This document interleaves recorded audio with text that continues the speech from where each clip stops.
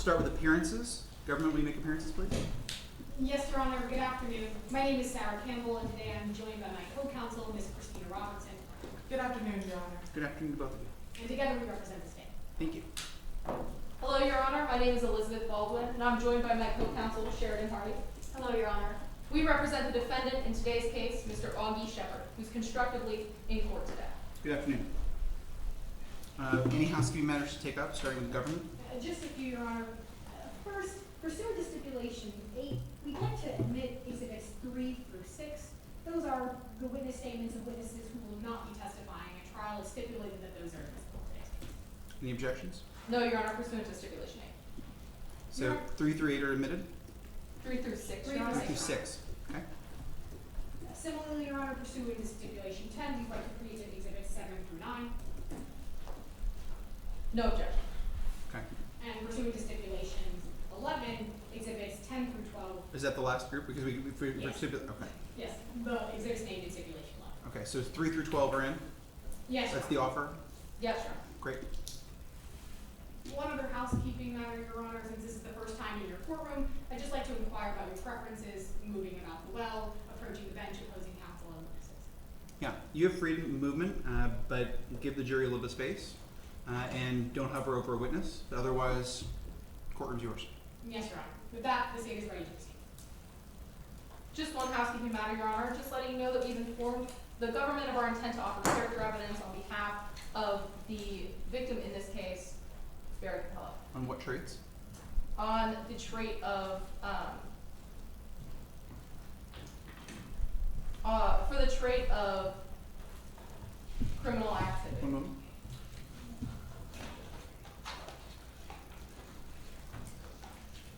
Awesome.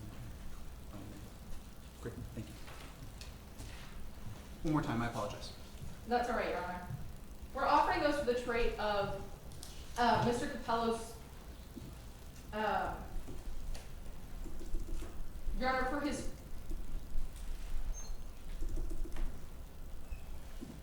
the pertinent trait of his criminal activity, Your Honor. Lack of criminal activity? Oh, Capello's. So you want to say that he has some criminal history in his background? Yes, Your Honor. Okay. Response? Your Honor, pursuant to Rule 404B, we understand that defense counsel has given us notice, but reserve the right to make any objections as they may come during trial. That sounds appropriate. Okay, so that resolves any notice issues. That's not a ruling on the merits or admissibility Yes. thereof. Okay. Anything else from the defense? With that, the defense is ready to open, Your Honor. Great. One housekeeping note from the court. The court doesn't have a ballot. You can direct and should direct all of your argument to the jury. Yes, Your Honor. Yes, Your Honor. Government can open. May I proceed? You may.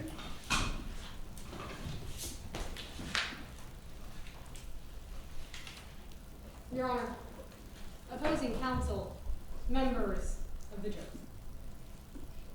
May it please the court. A confession, a coincidence, and a crime. To understand why exactly we're here today, we have to go back to 2018, to a different court in Philadelphia. Barry Capello is preparing to testify against the infamous DeBruno crime family.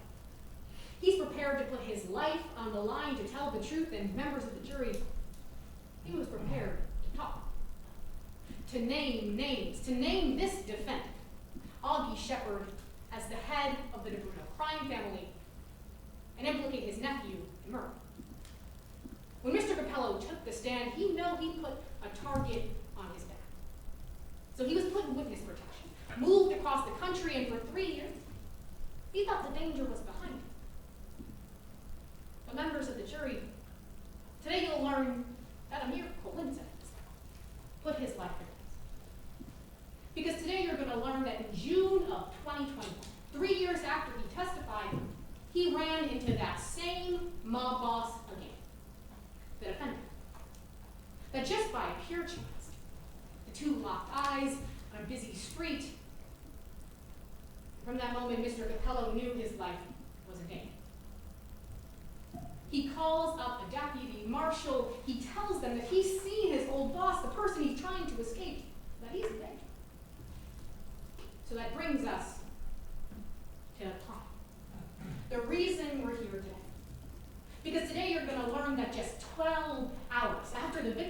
that tall. He was strangled in cold blood, and all the evidence points to this defendant. A confession, a coincidence, and a crime. That's why we charged the defendant, Augie Shepard, with murder in retaliation against the witness. Today we have to prove two things beyond a reasonable doubt. That Augie Shepard killed Barry Capello, and he did so to get revenge. To make him pay for betraying the family, because members of the jury today are going to hear that the DeBrunos didn't mess around. That betrayal was a death sentence. And that's exactly what happened in this case. You're going to learn by following the confession, a coincidence, and a crime. But starting with the confession. Because today you're going to hear that when Barry Capello took the stand against this crime family, he knew he put himself in danger. That he needed to get away. That naming this defendant, Augie Shepard, in court was a death sentence. So he connected with someone you're going to hear from in this case. Deputy U.S. Marshal, who's going to tell you about relocating this witness to protect their life. And that for 3 years it was successful. Then you're going to hear about that coincidence through a phone call. Through a voicemail that the decedent left just 12 hours before they died that said for the first time in 3 years, they'd seen the man they knew wanted them dead, and they were afraid that they needed help, that their life was at risk. We finally end up at the crime. And Barry Capello's trial. Well, you'll hear that all of the physical and forensic evidence places this defendant at the scene of the crime. Places the murder, jumper cables in his hand. You're going to hear that there is one person, more than anyone else, who wanted Barry Capello dead, and it was Augie Shepard. Members of the jury, when you follow the confession, the coincidence, and the crime, you understand exactly why we're here today. The evidence will show from step to step to step that the only ones who reasonably could be responsible for Barry Capello's murder was the defendant. Confession, coincidence, and crime. That's why at the end of today's trial, I'm going to ask that you find this defendant, Augie Shepard, guilty on all counts. Thank you. Thank you, counsel.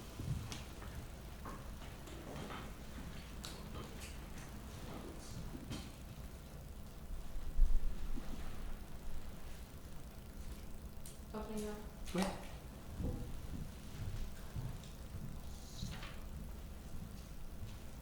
Your Honor, members of the jury. Names change. People don't. Not today, in this trial, we sit in a city full of stories. It's a place people come for a fresh start. You'll hear today that when Tom Kline came to Los Angeles, he was looking to start over. But he wasn't looking to stand out. In fact, he was hoping to disappear. You see, Tom Kline was an illusion, a facade, a fiction created to hide a man desperate to distance himself from the life he once knew. Today you'll learn that Tom Kline's real name was Barry the Barrister Capello, a captain in the DeBruno crime family of Philadelphia. Today you'll hear that his name changed, but he did. Now, members of the jury, Ms. Campbell just stood up here and she told you the government's version of what happened. She told you that there was a confession, that there was a crime. Members of the jury, it sounds straight out of a mafia movie. But like any movie, it has elements of truth. But what you'll see throughout trial today is that the defense, or that this government is going to present you with assumptions and ask you to take them as fact. There's some their story we agree with. We know Barry Capello was murdered. That's not a dispute here today. We know that he was in witness protection, and we know that Mr. Shepard was in Los Angeles at the time of this murder. So were 4 million other people. But the state, they've got a burden today. They can't just give you these assumptions and ask you for a guilty verdict. But what they have to do, what this table has to do today, is prove those things to you. They have to prove to you that the defendant committed this murder. That he did it with malice, that he did it deliberately and intentionally. But they also have to prove to you that this was retaliation against a witness. That Mr. Shepard killed Mr. Capello for his testimony against the family. Members of the jury, you'll hear that they have to meet that burden beyond a reasonable doubt. That's the highest burden in our legal system. They won't be able to meet it. Because there are too many unanswered questions. Now, you heard that Tom Kline, he was Barry Capello and placed into witness protection. But what you won't hear about is his everyday life. Who he interacted with, what he did, how he chose to conduct his time. Members of the jury, they could change his name, but could they change this man who only ever knew a life of crime? Now, you were told about the forensic evidence in this case. But members of the jury, what you'll see at the end is there is none. No fingerprints, no DNA, nothing connecting Mr. Shepard to the murder of Barry Capello. Members of the jury, you won't even hear from any eyewitnesses who saw him leave his hotel and return. You'll hear from his son, who will tell you that every time he saw his father on that night, he was asleep. Members of the jury, they don't have the evidence. They can't prove their case to you today with the evidence that they have. There are too many gaps. The state wants you to believe that there's only one possibility for what happened to Mr. Capello, but their lack of evidence leaves room for so many more. You were told that a deputy marshal is going to take the stand today, and that's true. But listen to what he can't tell you when he takes that stand. Listen to all the evidence he won't be able to bring forward, members of the jury, and it'll be clear. It'll be clear to you that it's possible someone else murdered Barry Capello. We don't know who his associates were. We don't know anything about his life in California. The government didn't investigate it. And that lack of an investigation is crucial in this case. You're going to hear all the facts that don't come out, all the questions that don't have answers. That's why at the end of today's trial, I'm going to come back before you. We're going to go through the gaps in the government's investigation, the gaps in the evidence that they're going to present to you. And I'm going to ask that you find Mr. Shepard not guilty. Thank you. Thank you, counsel. I'll ask the government to hold on 1 second. I just realized I forgot my mask. I'm going to grab it next door. I'll be right back. Thanks for your patience.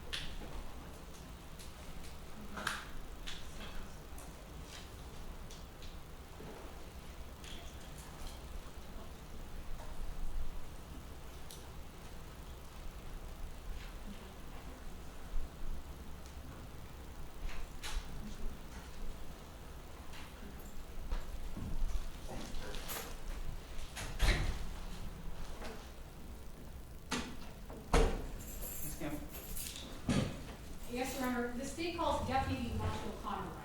We'll assume that all witnesses are sworn. Yes, Your Honor.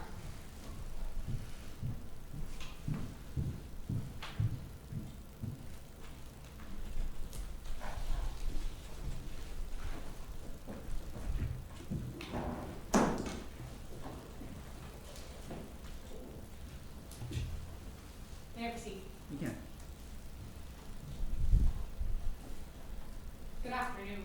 Could you please introduce yourself to the members of the jury? Sure. Hi, everyone. My name is Connor Wright. What do you do for a living? I am a criminal investigator with the United States Marshals Service, specifically working in witness protection. How long have you been a deputy marshal? Oh, it's been a few years now. I have grown in the ranks and now I'm serving as the highest level deputy. What brings you to court today? I was the lead investigator in the Marshals Service for Mr. Barry Capello. He had the alias of Tom Kline. He was my client in the witness protection program. I want to talk more about why Mr. Capello was in witness protection.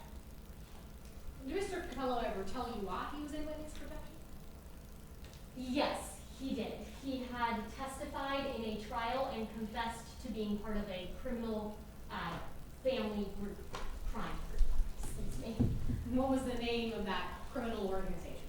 That was the DeBruno crime family.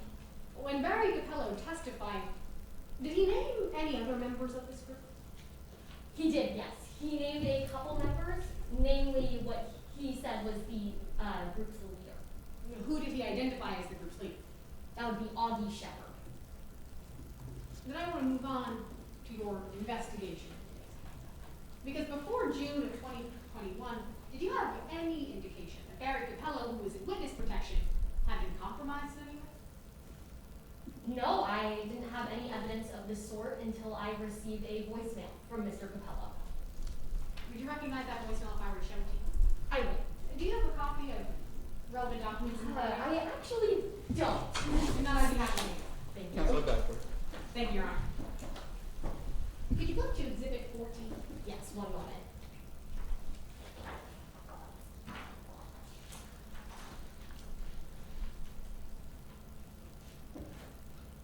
All right, I'm there.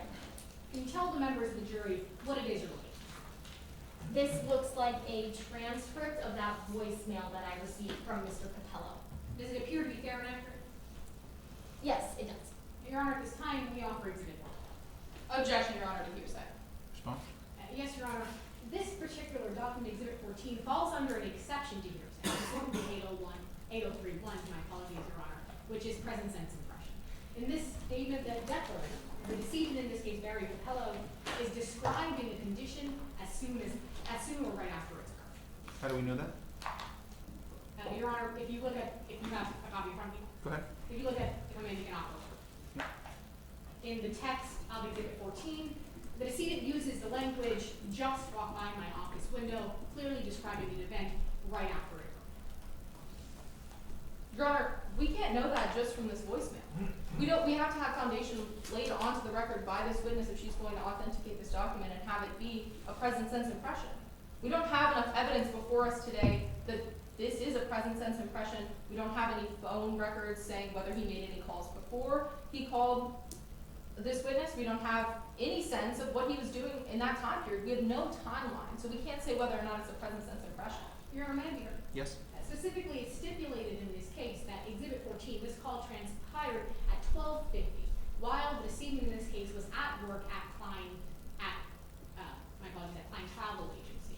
And I would make an offer of proof. This witness will testify that there's evidence that places the defendant in that time period, right at the scene of Kline's Travel Agency. And the language, again, Your Honor, of Exhibit 14 itself, just walked by my office window, clearly refers to something right afterwards. May I respond, Your Honor? One moment. Ms. Campbell, you're saying you can place the person with the same name at that location moments before the phone call was made? Your Honor, I'm saying that this witness will testify that receipts they found in this case indicate that the defendant was by Kline Travel Agency at the time that this phone was visited. Well, at the time is a little big, right? So present sense means then or immediately thereafter. Yes.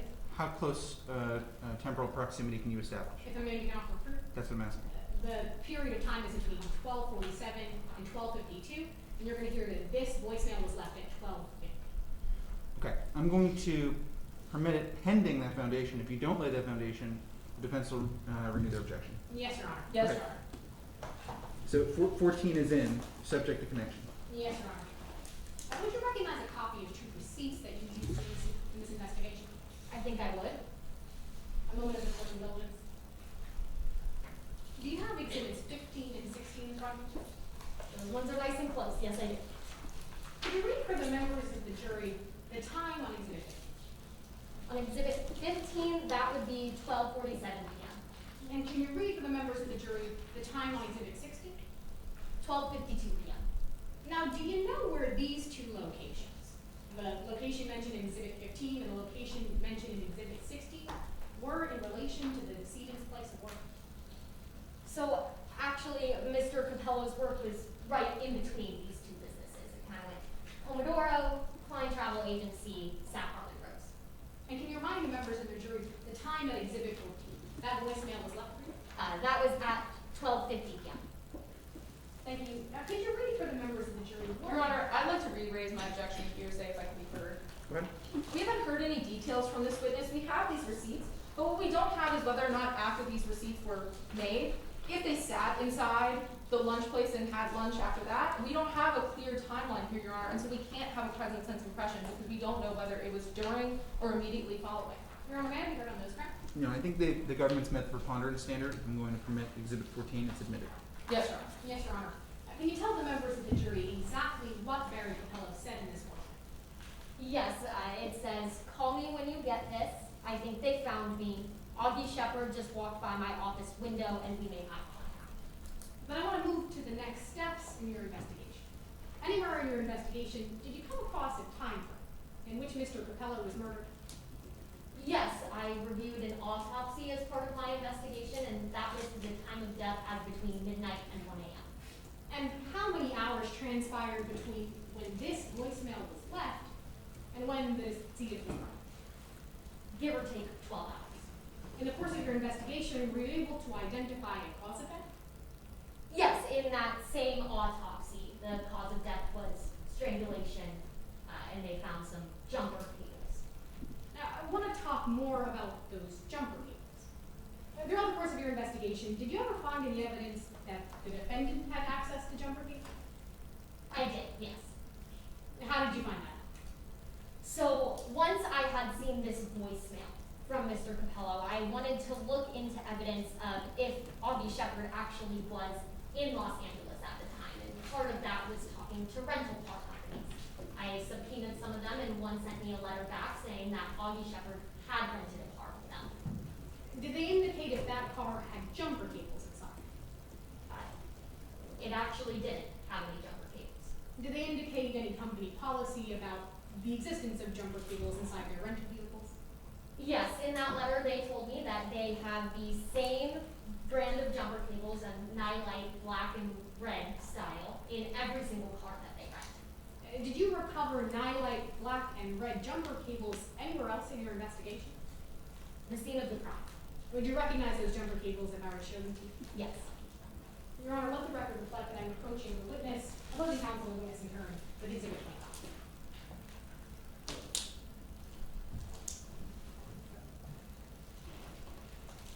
Can you tell the members of the jury what I've just handed you? These look like the jumper cables that were found at the scene of the crime. I was in charge of their chain of custody. Do they appear the same as the last time you saw them? They, Your Honor, at this time, we offer 25. Without objection. They're admitted. Can you tell the members of the jury what the brand and color of those jumper cables are? yes, these are the same brand and same color that that rental car company told me they use in every car. That is a nylite brand in the black and red color. Thank you. You can set that aside. I want to talk about other forensic evidence you found in your investigation. Did you find anything that indicated that someone else was at the scene of the crime on the night Mr. Capello was murdered? Yes, we did. We found some shoe imprints. And do you know what size those shoe imprints were? They were measured to approximate to around a size 11. And can you tell the members of the jury what size the defendant was? Yes, once we arrested and booked Augie Shepard, we measured his shoe size at a size 11. So I want to talk about eyewitnesses in your investigation. Did you identify any eyewitnesses who were at the scene of the crime on the night Mr. Capello was murdered? Yes, I did actually. His next door neighbor. And what did his next door neighbor describe that he saw on the night of the murder? His neighbor told me that he saw someone come up behind Mr. Capello in his driveway with a set of jumper cables, tied them around his neck from behind and strangled him. Now, did this eyewitness provide a physical description of the assailant? Yes, he provided me with an approximate height and weight. And what was that approximate height? Around 5'11" and 180 pounds. Can you tell the members of the jury how tall the defendant is? We measured him at 5'10" and 182 pounds. Thank you, Deputy Marshal. Your Honor, nothing further at this time. Thank you, counsel. Your Honor, at this time, we'd like permission to tender exhibits 6, 10, 14, 15, and 16. The exhibits referenced are in Mr. Russell's hand. They're all admitted? Yes, Your Honor. You can publish. Oh, sorry, do you want to tender them, or do you want to give them to the jury or to the bench? Publish them to the members of the jury. Apologies, Your No, Honor. don't apologize, I just want to make sure, yeah, that's fine, you go ahead and publish anything submitted.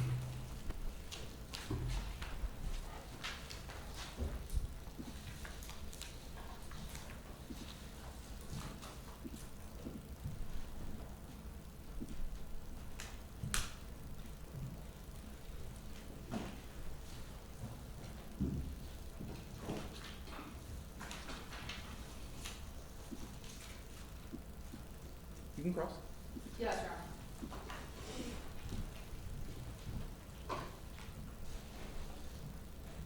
Deputy, I want to talk about the version of events you believe happened and base your investigation on the night of June 25th. Sure. Now, it's your belief that the defendant snuck out of his hotel in the middle of the night to commit this murder, right? Yes. Now, you don't have any eyewitnesses of him leaving the hotel, do you? Not leaving the hotel, no. You don't have any of him returning to the hotel that night, do you? No. In fact, you looked for eyewitnesses, didn't you? Yes, I did. There's a staff at that hotel, isn't there? That's right. Yes. It was a Friday, wasn't it? I believe so, yes. There were parties going on. You learned that in your investigation, didn't you? I'm sure there were. Now, nobody saw the defendant leave or come back to that hotel that night, did they? Not that I am aware of. In fact, the only person who saw the defendant do anything at the hotel only saw him sleep in his bed, right? I believe you're referring to his son? That's right. Yes, the son only said that he saw his dad sleeping in his bed. Well, let's talk about some other parts of your investigation. Now, you didn't recover any DNA evidence from the scene, did you? That is incorrect. I'm sorry, excuse me. You didn't recover any DNA evidence at the scene belonging to Mr. Shepard, did you? No, the only DNA evidence we recovered was from Mr. Capello himself. You didn't find any fingerprints belonging to Mr. Shepard, did you? No, only Mr. Capello. Now, the eyewitness testimony that you mentioned a moment ago, I want to talk about that a little bit. Now, this eyewitness said that they saw a dark sports car, right? That's right. But they couldn't give you the make of that sports car, could they? No, they did not. Couldn't give you an exact color, could they? No, just that it was dark. And the description that they gave of the person who strangled Mr. Capello couldn't even give you their race, could he? No, he was not certain about that. Couldn't give you his hair color, could he? No, it was just the height and the weight. That's right, just the height and the weight. Now, when they were shown a photo lineup that contained Mr. Shepard, that witness didn't pick him out of a lineup, right? No. That witness only identified Mr. Capello. Isn't that right? That's right. Now, I want to talk about what you know about the victim in this case. If you could turn to Exhibit 9 in the book in front of you. Sure, 1 second. And this has been admitted. Now, this is the criminal record of the victim in this case, right? Yes, it is. Now, you placed him into witness protection, didn't you? I did. Before he was in witness protection, he was a member of a crime family, right? That's right. The DeBruno crime family. And as a member of the DeBruno crime family, he committed crimes, didn't he? Yes, that is what his criminal record suggests. Now, these stretch back all the way to 1989, don't they? That's right. All the way as recently as 2017?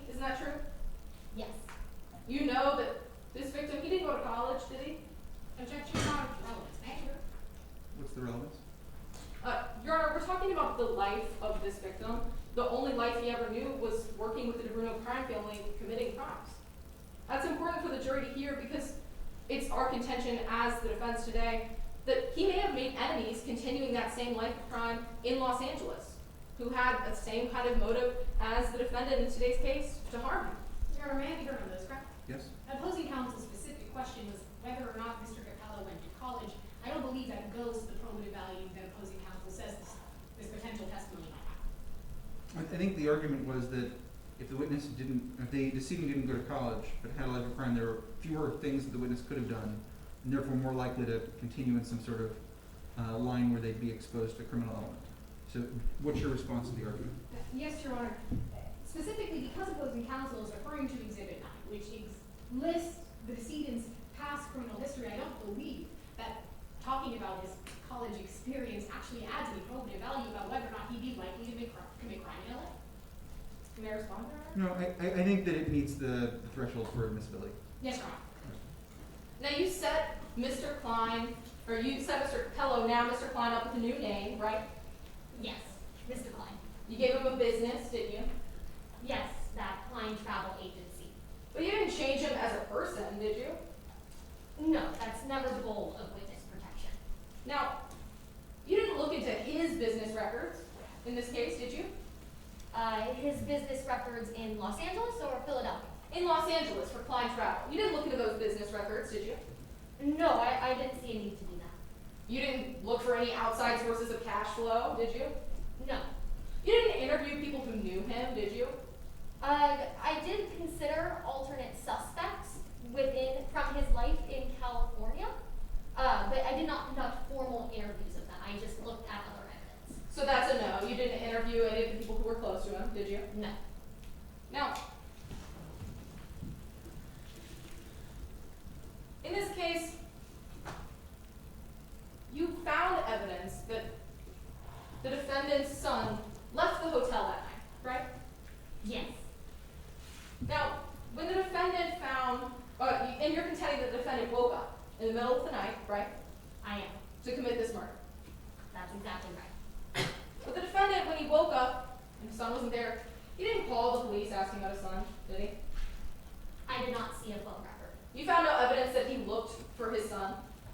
No, I did not. You have no evidence that he knew where his son went, did you? No.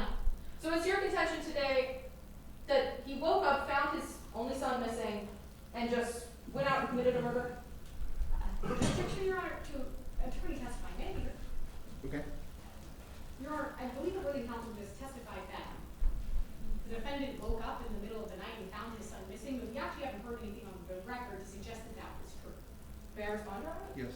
I asked multiple follow-up questions to that question that asserted those facts. She said that she found evidence that the defendant's son had left in the middle of the night, that she found evidence, or that it was her belief in this case that the defendant woke up and left to commit a murder, that the defendant would have woken up and found his son missing. Are you asking the witness if this happened or if it's the witness's theory?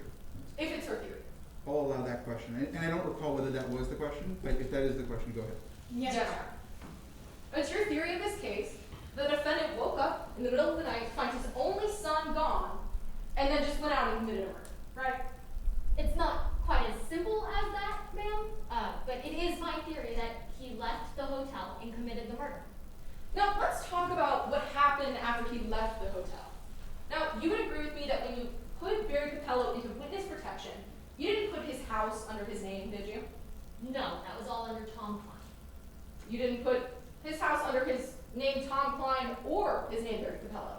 That's right, isn't it? That's right. I misheard you. I thought you were talking about the agency. The house, no. You want to separate the alias from the person as much as possible.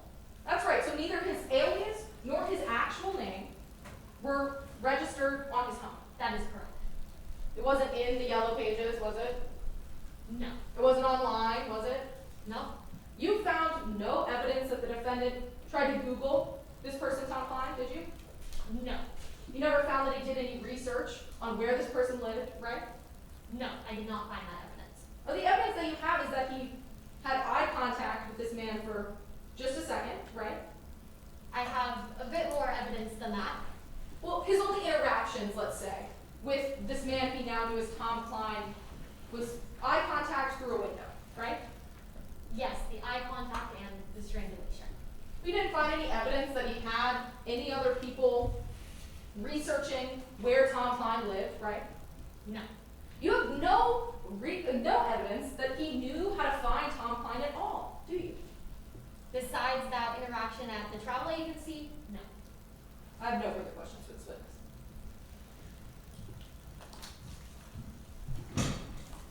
No redirect, Your Honor. I just ask permission to publish Exhibit 25 to the members of the jury. Go ahead. Thank you, Marshall. You can step down.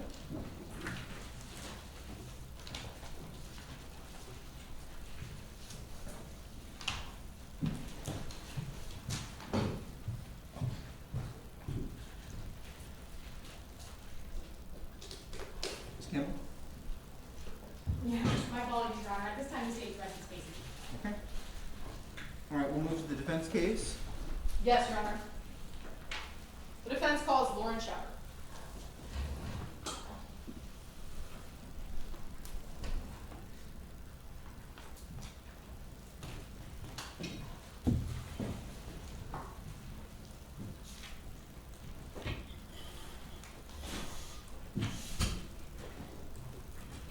May we proceed? You may.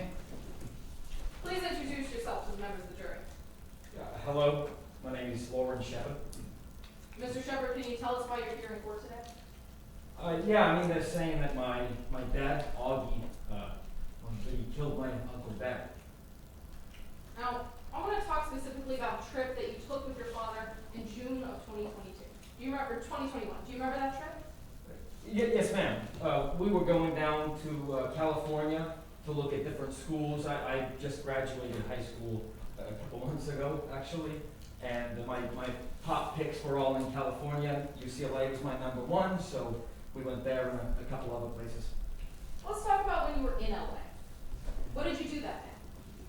Well, obviously, there was the school visit, and that was kind of why we were there. We had lunch, we had dinner, we had ice cream. That's pretty much it. We were at the hotel for a little bit of time. Now, I want to talk about that lunch and that ice cream. Now, between the restaurant that you ate at and the ice cream shop that you went to, Okay? do you remember a business in the middle called Kline Travel? Yeah. The Kline travel place is, I guess, like right in between them. So we walked past from one to the other. And would you recognize a map of that area if I were to show it to you? But yes, I would. If you could turn to Exhibit 21 in your notebook.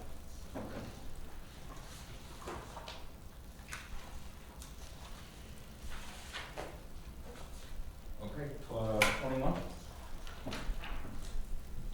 Does this look like the area you visited with your father on that day? Yes, ma'am. These are the restaurants that we went to, and that's the Kline place that you were talking about. Does this look like a fair and accurate copy of where you were? Yeah, yes, ma'am. We now move Exhibit 21. Without objection, Your Honor. It's admitted. Now, when you were walking past Kline Travel, did you see anybody you knew? No, I don't really see anybody in LA that I know. Did you see a man by the name of Barry Capello? Uncle Barry, no. I didn't see Uncle Barry in LA, no. Did you know Uncle Barry well? I mean, yeah. I mean, I pretty much grew up with him. I say uncle. He wasn't really my uncle. But growing up, all of us kids called him and his wife uncle and aunt. But yeah, I knew him well. If you saw him, would you recognize him? But yes, ma'am. Yes, I would. Could you turn to Exhibit 18 in that binder? Okay. Do you recognize any people in this photo? Yeah, I do. I recognize pretty much everybody. And Uncle Barry's right there. He's wearing the Eagles sweatshirt. That was the year they beat the Pats. Your Honor, we move to admit Exhibit 18 into evidence. Any objections? No, Your Honor. Without objection. 18's admitted. Now, you didn't see Uncle Barry at Kline Travel that day, did you? No, ma'am. Did your father say anything to you about seeing Uncle Barry at Kline Travel? No, I mean, Dad didn't say anything about Barry the whole trip. When you passed Kline Travel, did his demeanor change at all? No. I mean, I don't know how it would change, but he just was talking normal, I guess. After you passed Kline Travel, what did you do? Well, like I was saying, we were going from lunch to ice cream, so we just went and ate ice cream. Now, when you went back to your hotel that night, what happened? Well, we went back around maybe 10:30 after we visited the UCLA and had dinner. We went to bed, and then I went back out because a friend of mine, Jackie May, was telling me that there was a party, so I kind of snuck out at the party. When you snuck out with that party, could you see what your father was doing? Yeah, I mean, when I walked out, he was like sleeping or snoring and looked like he was asleep. When you got back from that party, what time was it? 3, maybe like 10 after 3 in the morning. And when you saw your father, did you see your father when you got back? Yes, ma'am. Yeah, he was still in the bed, didn't look like he'd moved, still snoring, still balding, same guy, same place. Was he wearing the same clothes he was wearing before? Yeah, best I could tell. I mean, I didn't like peek under the covers or get smacked, you know, but looked like it. So he looked basically the same as when you last saw him, would you say? I'd say so. Your Honor, I have no further questions. Cross-examination. Proceed. Good afternoon, Mr. Shepard. Good afternoon. I want to start with something you mentioned on direct examination, your relationship with Barry Capello. Because like you told the members of the jury, you called him Uncle, right? Yeah, me and my brother, we just both called him Uncle Barry. And he was a very close family friend. Yeah, I would say so. He spent the holidays with your family. Yeah, a lot of them. Him and Aunt Adriana. That included with your dad, the defendant. Yeah, my dad was there for holidays, always. Before 2017, you described your Uncle Barry and your dad as close, right? I think they seemed close. I know I was close with them. But that all changed when he testified against your family, is that right? I guess. I mean, it was 2017, not long after that photo, actually. Uncle Barry just left. I never really understood why. You're telling the members of the jury that you never understood why your Uncle Barry left, but the defendant actually told you why he left. Isn't that right? Well, that's exactly right. I never really understood because my dad said that Uncle Barry had been saying all this stuff about my dad. That he said like terrible things, that my dad was a criminal, and I didn't understand.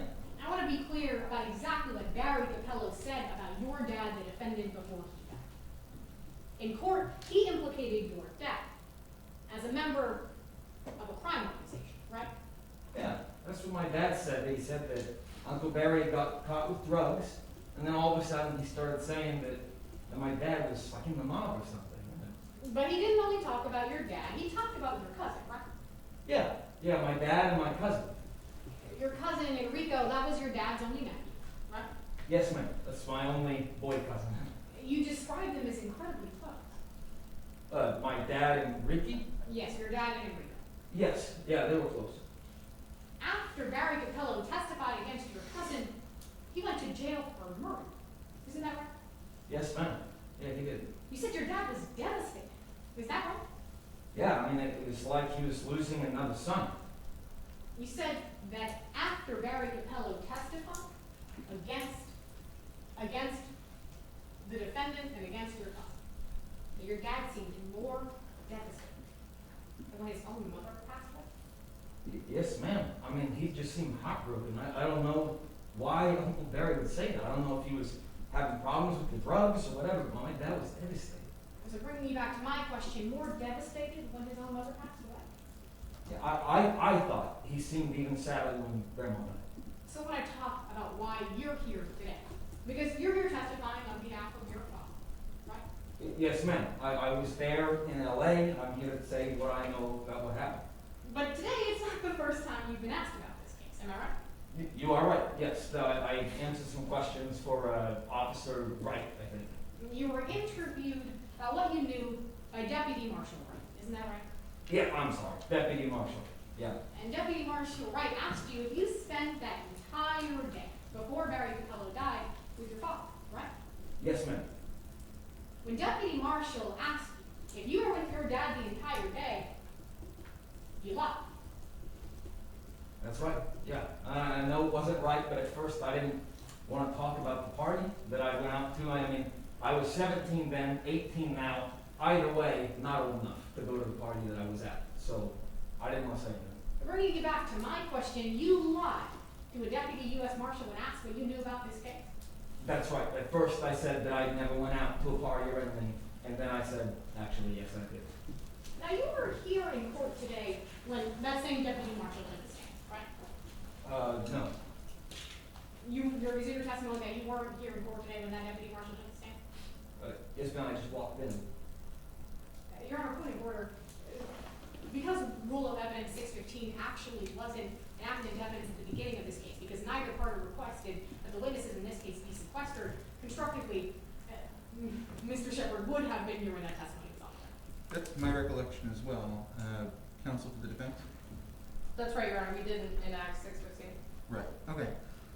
So the witness wasn't constructively here, he was here. Yes. So I'll let you re-ask your question, and now the witness recalls being in the room. Go ahead. So to be clear, Mr. Shepard, you were here when you heard that same deputy marshal take the stand, right? Oh, yeah, I've been here the whole time. You heard her place the murder window in today's case between midnight and 1 a.m. on June 26th. Yes, ma'am. I heard her say that that's when Uncle Barry got killed. Now, between midnight and June 26th, you have no idea what your father was doing. Isn't that right? I wouldn't say I have no idea. I mean, I assume he was at the UCLA guest house sleeping. I wasn't there, but that's where I assume. To be clear, Mr. Shepard, I'm not asking you to make any assumptions. I'm asking you about what you knew. And you didn't know what your father was doing between midnight and 1 a.m. That's right. I can't tell you, just give you my best guess. You didn't know what your father was doing from 11 to 3 a.m. Isn't that right? That's how long I was at the party, yeah. So I want to talk about why you might have lied to a deputy marshal. Because after your Uncle Barry testified against your family, your father made clear how he felt about people who worked with law enforcement, right? I don't know if he made it clear how he felt about people who worked with law enforcement. He just talked about Uncle Barry and how what Barry said broke his heart. Well, I want to be clear about exactly what this defendant said. After Barry Capello worked with law enforcement, he called one of his dearest friends a rat. Isn't that right? Yeah, he said Uncle Barry was a rat for saying that stuff about him. He didn't say anything about police. He said he never wanted to hear from that rat again. Am I right? He said that he never wanted us to say his name again. And he never wanted to hear us say Uncle Barry. And so that's yes, he never wanted to hear about Uncle Barry again. That's true. That he never wanted to hear about Uncle Barry from us. Yeah. He said that your Uncle Barry was dead to your family. Isn't that right? That's exactly right. He said that we couldn't talk to Uncle Barry anymore. And we couldn't even talk about Uncle Barry. Thank you. Your Honor, I have nothing further, but at this time we'll be reading a portion of what's already been admitted as Exhibit 5. Any objections? No, Your Honor, pursuant to it being admitted. The expert report of Jesse Falkstein, I'll be referring to lines 31 through 39. Organized crime families have no tolerance for their members, or non-members for that matter, cooperating law enforcement. Testifying against a fellow member is among the greatest sins a member can commit. It is punishable by death, and organized crime families always attempt to impose such punishments. Your Honor, next part. Nothing further for this witness, Your Honor. And the defense rests our case in chief. May you step down? Yes.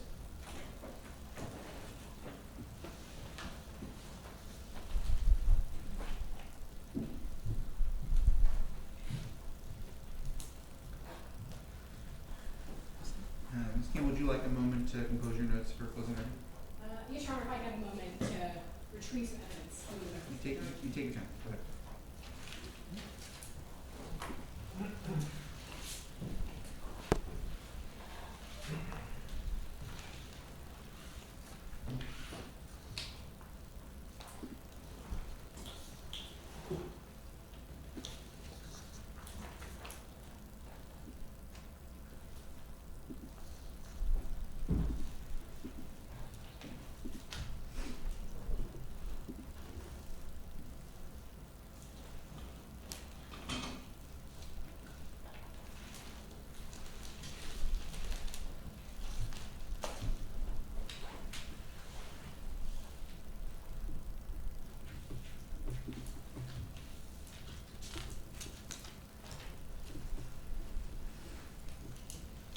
May I proceed?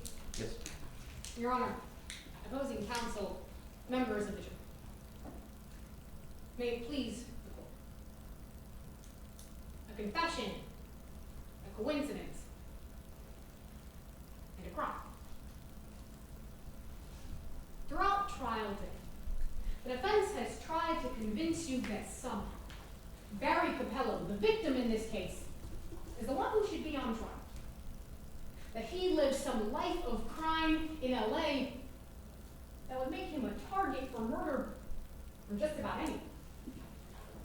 But members of the jury, the only concrete evidence you heard today about someone who was a criminal and continued to be was about this defendant, Augie Shepard. Because today you heard that betrayal. It was something the defendant wouldn't let go. That testifying against him and his family was something you lived to regret. So in June of 2020, a coincidence falls in his time. The perfect opportunity. Barry Capello, the person who betrayed him and betrayed his family, he sees for the first time in years. He knows he's in witness protection. He knows he might never get this opportunity again, so he turns that coincidence into a crime. Hours later, he drives his car from his hotel to the decedent's home, strangles him with jumper cables he takes out of his own trunk, leaves them, and thinks he's gotten away with murder. The state wants you to let Augie Shepard get away with murder. And members of the jury, I want to remind you why you can't. By reminding you the confession, the coincidence, and the crime. Today, we charge Augie Shepard with 2 things: murder and retaliation against him. That means we assume the burden to prove beyond a reasonable doubt that Augie Shepard was the one responsible for this murder, and he did it to retaliate. Now, members of the jury, that's second. That he did this to retaliate against Barry Capello is clear. Because as much as defense counsel has tried to distract you from who exactly wanted revenge against Barry Capello, members of the jury, throughout trial today, there was one person, one suspect, only one individual in this courtroom who wanted revenge against Barry Capello, and it was Augie Shepard. And on June 26th, he took his opportunity to get it. So I want to talk about how we know that. Going through the timeline of events as you heard it today, and the evidence that you saw that proved it. Because you heard from Deputy Wright that in 3 years of witness protection, she never had a concern about Mr. Capello's safety. But on June 25th, the same day the defense counsel admits the defendant was right outside his store, all of that changes. Today you saw Exhibit 14. You saw the desperate pleas of this decedent before his life was taken from him. Call me when you get this. I think they found me. Augie Shepard just walked by my office window and we made out. Members of the jury, that's the coincidence that created this tragic crime. So let's talk about what you heard about the crime scene itself. Because you heard about forensic evidence, and you heard about an eyewitness. You heard that at the scene of the crime, they found size 11 shoe prints. But the assailant in this case was described as about 5'11" and 180 pounds. Despite what defense counsel has tried to argue today, they haven't offered you a single alternate suspect who matches that description or any description. The only person that we know was around that description, was around 5'11", was around 180 pounds, and wore size 11 shoes, was the defendant itself. So I want to talk about why exactly the defense expects you to believe that you should just ignore all that. Because they said that you can change someone's name, but you can't change their personality. That once a criminal, always a criminal. But members of the jury, the defense themselves showed you Exhibit. You'll have it when you deliberate today. And I want you to look at the decedent's criminal record and look at the last date on it. 2017. You heard from the deputy marshal responsible for knowing everything about Barry Capello which even suggests that Barry Capello was still living a life of crime when he was in L.A. Members of the jury, the defense can't have it both ways. It's either he's in witness protection because he wants to lay low because a life of crime is dangerous because he needs to get away from the mob, or he's not in witness protection because he doesn't want to get away from the mob and he wants to continue living a life of crime. Think about that, members of the jury. Why would someone who left their entire life behind to get away from organized crime jump right back into organized crime where they're still in witness protection? It doesn't make sense. It's not reasonable. So I want to remind you of our brief today. Beyond a reasonable doubt. That means we have to provide answers to your reasonable questions. But the alternative that the defense is giving you is not reasonable. It doesn't explain how we go from a confession to a coincidence to a crime, and the only connecting thread between the three is this defendant. Find him guilty on all counts. Thank you. Thank you. Ms. Baldwin? Yes, Your Honor.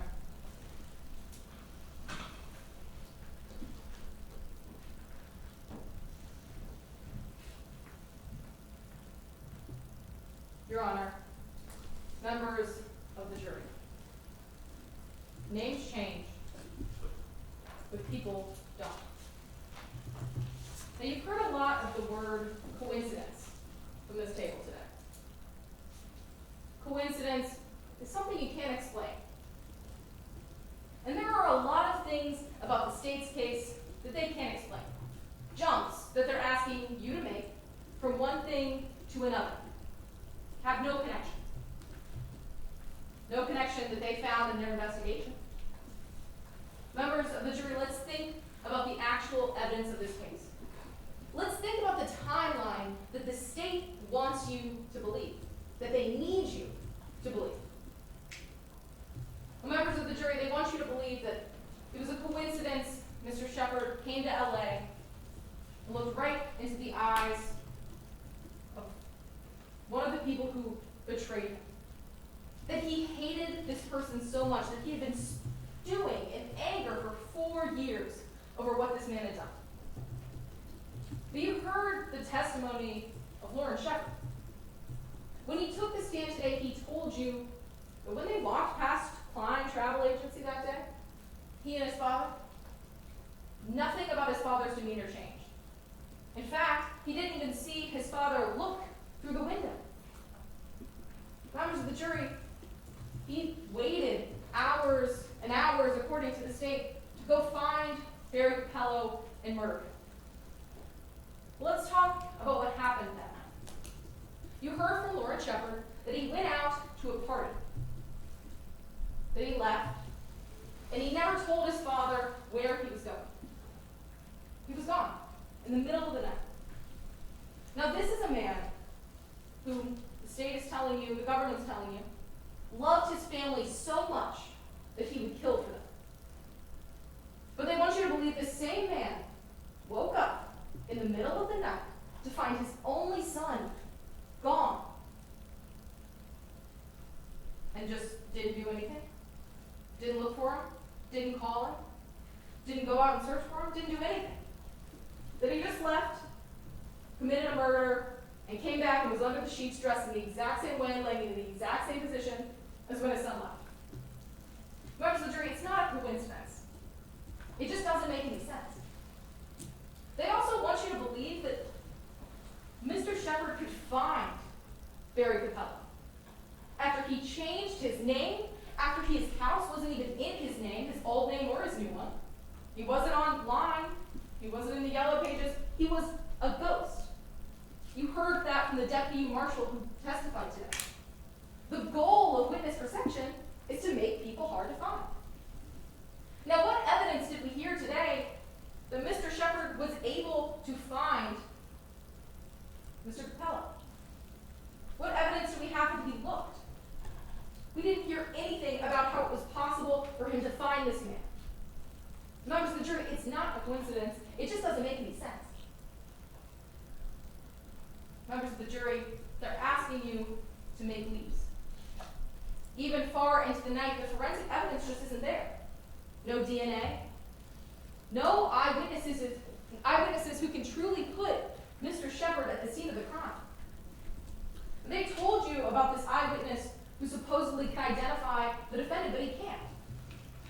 You heard today from the deputy marshal when she took the stand that they couldn't even tell you what the person's race was that strangled Mr. Capello. Couldn't tell you what color his hair was. Couldn't tell you really anything about him. Couldn't identify him in the lineup. Nothing. Members of the jury, that's not an eyewitness for this case. Members of the jury, there's a lack of evidence here. A lack of evidence. Now, Ms. Campbell told you I'm trying to make you believe that it was somehow Barry Capello's own fault that he was dead. That's not true. But members of the jury, there are gaps in the state's investigation that leave room for more possibilities. You're supposed to exhaust every investigative avenue when you're looking into who killed someone. But they didn't even look at Mr. Capello's business records, didn't look at his bank. Marshall got up here and told you they didn't even talk to the people he knew in Los Angeles. They didn't take any steps to investigate this case once they decided Mr. Shepard was guilty. But members of the jury, I showed you this sheet. I showed you this piece of paper, this criminal record report, not to prove to you that Mr. Capello was a bad person or to show you that he deserved to die. Members of the jury, no one does. But what we have to think about here is that there are victims to these crimes. Victims who may have been wanting to find Mr. Capello too. But did the state look into that? Did they investigate any of those? No, members of the jury, they didn't. Because they decided the defendant was guilty, and then they only looked at him. That's why you have to find the defendant not guilty of murder and not guilty of retaliation against a witness. Because the state has not met their burden of proof today. They haven't proven to you beyond a reasonable doubt that Mr. Shepard committed this crime. They haven't done that because they can't. The evidence just isn't there. Members of the jury, you must find Mr. Shepard not guilty. Thank you. Thank you, Counsel. Your Honor, before I begin my rebuttal, can I inquire as to how much time I have to public? I do 1 minute and 11 seconds. Thank you so much.